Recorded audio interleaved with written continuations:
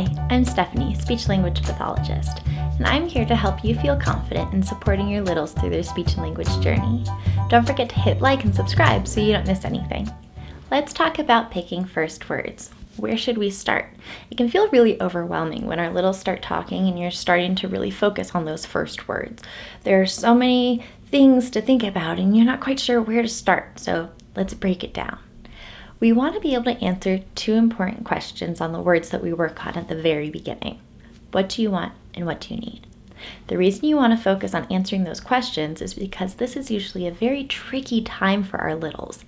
This is when they start being able to recognize very clearly what they want and what they need, but they can't communicate it to you.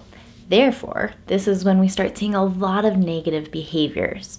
So picking the right first words to work on can help curve those negative behaviors and support you in having a more positive environment and a lot less meltdowns. Some other things we want to keep in mind is listening to the sounds that our littles are babbling.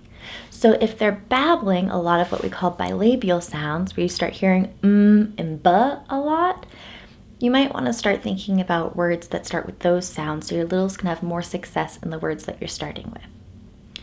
Now, oftentimes you see parents working on things like numbers, colors, the alphabet. I call those party tricks. What we want is functional communication. Functional communication helps us in our day-to-day lives, helps us in our routines. It helps really support avoiding meltdowns. And cool, your kid can say 7. How is that helping us, right? It's not. Those are great things to work on later once they are able to answer those important questions, but until we're at that point, we don't need to touch those quite yet. So, what are words that are great to start with? Oftentimes, mama and dada are the solution to everything, and those answer those questions. What do we want? What do we need? Mama, dada. Those are great places to start. And those are typically where a lot of us start. So you're on the right track. Next, we also have more, but sometimes more is a little more difficult. We're not there yet. Bite is another option. More is applicable to more than just food, though. More can really be a blanket statement when that's one of their first few words that they have.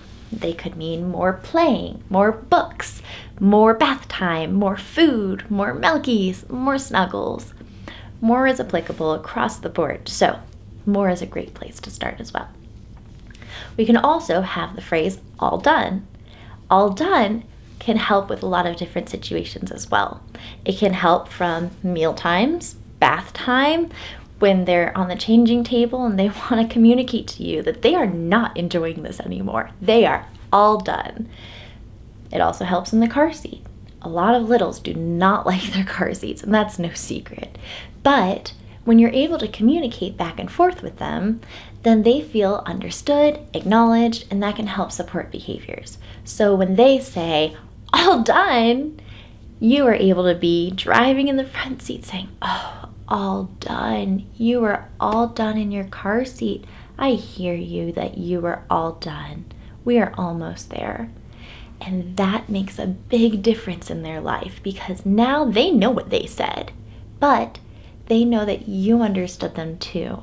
And so things like that, just that little click of that functional communication can help support positive behaviors and minimizing those negative behaviors that we don't really want involved in our day.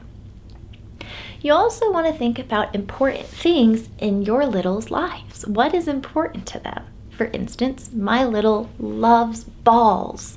And so when he was playing, he gets upset sometimes when he can't find his balls. So we weren't able to help at first because we just knew we were playing and he's upset now. None of us really knew why. And then we had ba, and ball, you want a ball. And now we can all find a ball and help him. And like I said, minimize those negative behaviors. Maybe they have a stuffed animal that they like. Maybe they have a blanket that they like. These are great things to think about. What is important to your little that would help functional communication where they can communicate with you to answer those two questions? What do you want and what do you need? This can help support those positive behaviors where we are happy and playing together and help reduce those adverse behaviors that we are not fans of throughout our day. I hope that this was helpful in your start of this speech journey with your little. Let me know how it goes.